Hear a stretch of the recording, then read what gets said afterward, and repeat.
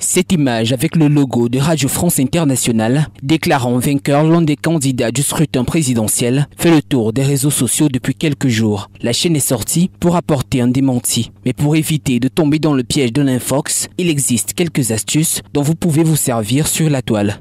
Pour vérifier, pour différencier le vrai du faux, il y a quelques réflexes qu'on recommande.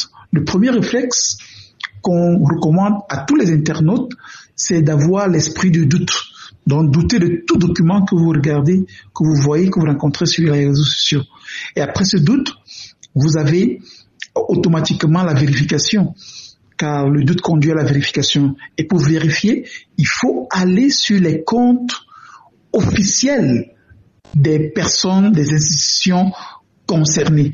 Des photos, des vidéos et documents de toute nature, mais pas besoin d'être un expert du digital. On n'a pas besoin d'être expert pour vérifier une information. On n'a pas besoin de connaître beaucoup de choses sur Internet. Il faut seulement savoir comment identifier le compte Facebook d'une institution ou d'une personnalité. Généralement, les comptes Facebook des institutions sérieuses sont certifiés, donc vous retrouvez une coche bleue.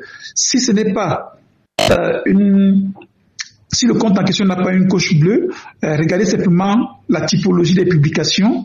Le type de publication faite par ce compte-là peut vous donner une indication de ce que ce compte-là appartient effectivement à l'institution concernée. La sensibilisation apparaît alors comme le premier moyen de lutte. Plus nous avons des internautes sensibilisés, moins la propagation de ces fake news et deepfakes circule parce que ces personnes sont sensibilisées et ne partagent pas ces fausses informations.